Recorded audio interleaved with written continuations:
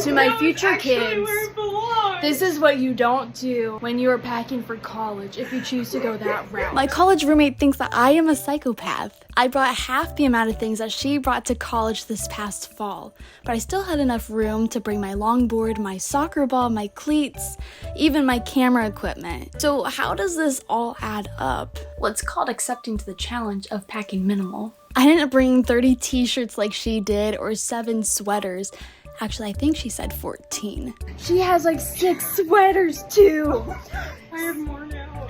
I think you can already imagine how much she exactly brought in our small little dorm room. In this video, I want to show you that wherever your next adventure is, whether that's halfway across the world, like I will be, or you're just trying to figure out what to pack for college, we will be going in this video looking through different things like the mindset, the blueprint, and the wardrobe of packing minimally. Recently, my latest quote has been, the less possessions I have, the more I realize I just need Jesus. And I know that that can sound really eye-rolly. My friends eye-roll about it all the time, but when I was trying to figure out all the things that I had of my possession recently, there's so many things I don't actually need. And then the things when I thought I did need, again, I don't actually need them. Yes, but as I'm actually looking at a Bible verse from 1 Timothy chapter 6, 7 and 8, for we brought nothing into the world, and we can take nothing out of it. But if we have food and clothing, we will be content with that.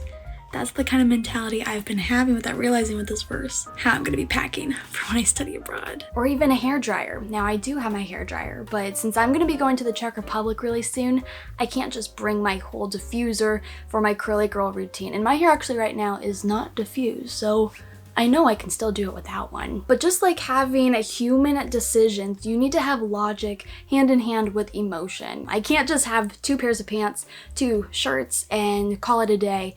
I need some pieces that will remind me of home because I am human. The most compact way of bringing home into another space are photos and cards. That's another one as well. But I'm a big words person, and so I gotta bring some words of affirmation as well, and photos of family and friends. Now, of course, take this with a grain of salt because maybe you have some other things from home that you really want to bring, and that is totally fine. This is so lucrative that is different to every individual. And now that we've looked at the mindset, let's go into the blueprint of even packing. How in the world is that gonna even happen?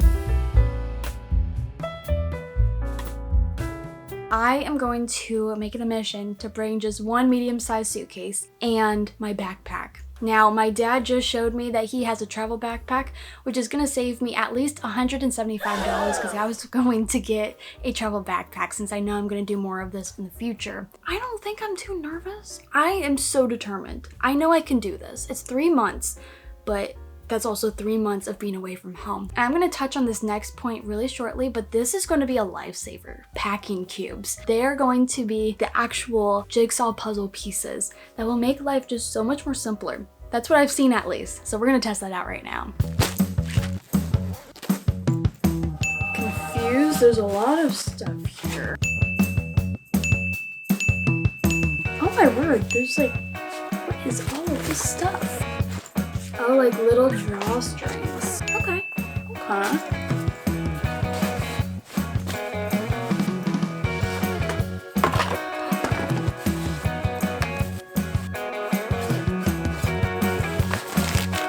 There's still room, which I guess is good. Bam! You have your suitcase. Bam! You're coming back home from wherever you came from. Oh no, you have souvenirs. Oh no, you don't have the space. Well, you actually do. I need to bring things like soap, shampoo, conditioner, a towel, but I know with those toiletries, I won't have to bring them back home. Hence, I will use all that space for my souvenirs. You just have to like flip-flop, trade out what you need, what you don't need for your souvenirs, and it'll all work out. Bam. It's really as simple as that. We've got this idea of the blueprint, how we're gonna pack, but the most important part, in my opinion, is the wardrobe.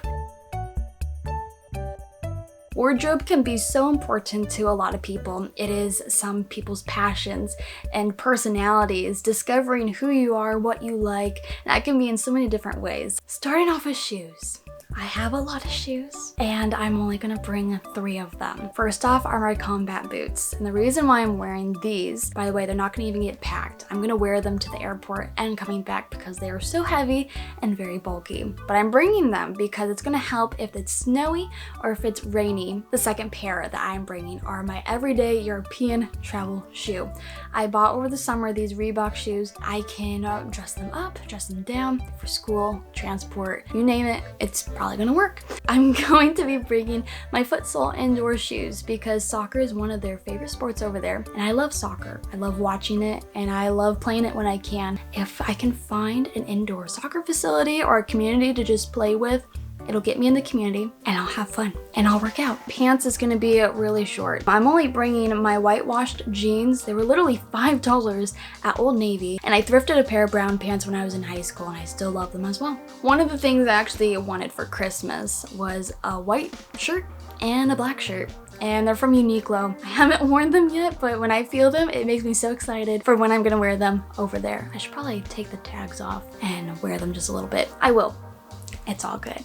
I have a few just blank colored t-shirts. They look nice and they can be professional, and that is what my wardrobe that I have a vision for. I want to bring a lot of things that aren't so busy and have words on my shirts so that it's easier to honestly just mix match all of the outfits so I don't get bored. Overcoming outfit boredom is by layering. I'm gonna bring just a few layering pieces, just a sweater. I want a cardigan. I have one I found on Depop and I'm obsessed and I'm trying to figure out whether I should get it or not. I don't think it's expensive. I don't know.